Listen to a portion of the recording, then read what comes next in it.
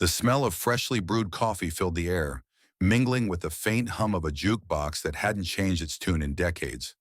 The morning light poured through the wide diner windows, dancing across chrome edges and yellow vinyl booze. Everything looked perfect, clean, peaceful, ordinary. But behind the counter, Ava's hands trembled as she poured coffee into a glass pot.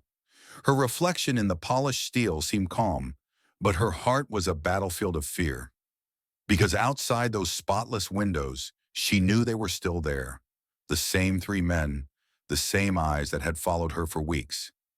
If you believe that kindness still has the power to change a person's story, to bring light into someone's darkest moment, please take a second to like, comment, share, and subscribe to Kindness Corner. Every act of kindness helps stories like this one reach another heart that might need it most. Ava had been working at Harper's Diner for 6 months. To most people, it was just a retro 1950s style diner.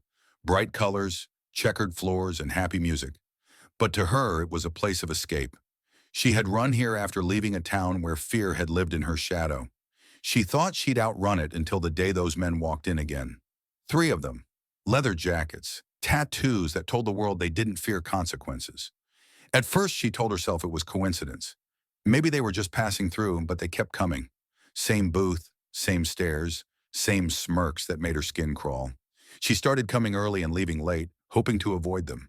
She tried taking the back road home, hiding behind smiles while serving pie and refilling coffee cups. But fear, once it takes root, doesn't stay quiet. It eats away at every second of peace. That morning, when they came in again and sat down, laughing under their breath, she knew she couldn't take it anymore. She wanted to run, but her legs wouldn't move. Then she saw them, a group of 4 bikers in black leather, their vests bearing the name RLLS Angels. They weren't smiling.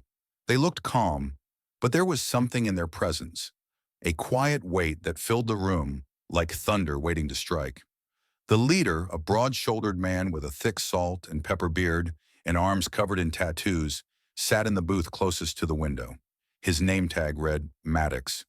He didn't talk much, just nodded when she asked for their order. She tried to steady her hands as she poured his coffee, but he noticed her shaking. "You okay?" he asked quietly. She nodded, but the lie broke inside her before the word even formed. Moments later, when she leaned closer to refill his cup, her voice trembled.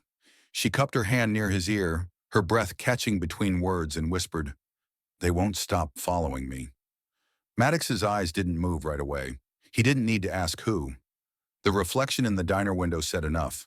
3 men in the back booth pretending to laugh, their eyes locked on her every move. He turned his gaze back to his coffee, his expression unreadable, but something cold flickered behind his eyes. The rest of the crew stopped talking. Diesel, a bald, heavy-set man with sunglasses resting on his head, leaned slightly forward. Reed, the youngest with a red bandana, set down his cup. None of them needed words. They'd seen enough in their lives to recognize danger when it walked in wearing smirks. Ava swallowed hard, her voice barely audible. "They've been coming here for weeks, waiting outside after closing," I told the owner. He said, "Maybe they're just customers, but I know they're not." Her eyes filled with tears. She couldn't hold back anymore. "I don't know what to do anymore."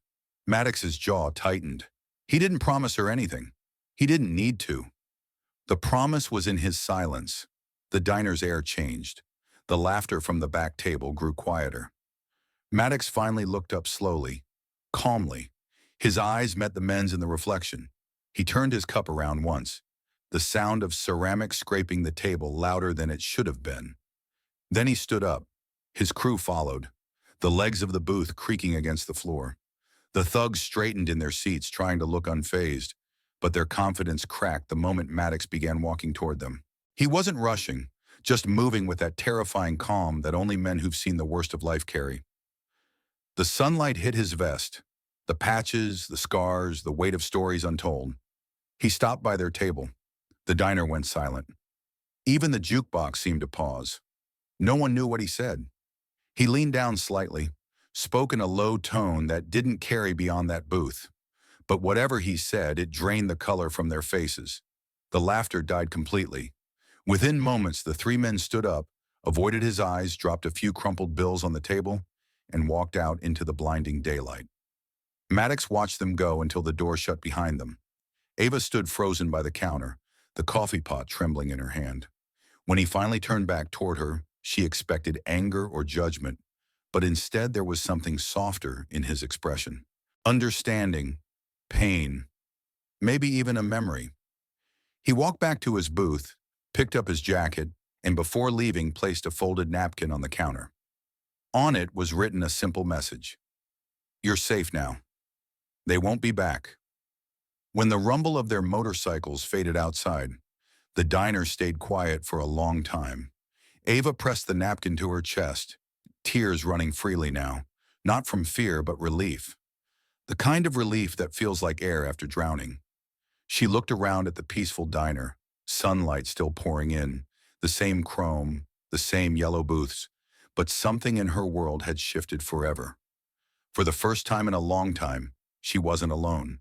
From that day on, those men never returned. But every morning, the roar of motorcycles would echo briefly down the street before fading away, as if someone was still keeping watch just to be sure. If this story touched your heart, if you believe kindness still exists in unexpected places, please like, comment, share, and subscribe to Kindness Corner. Because sometimes it takes a stranger's courage to remind the world that goodness still rides quietly among us. Before the ending, tell us in the comments, what would you have done if you were in AA's place that day?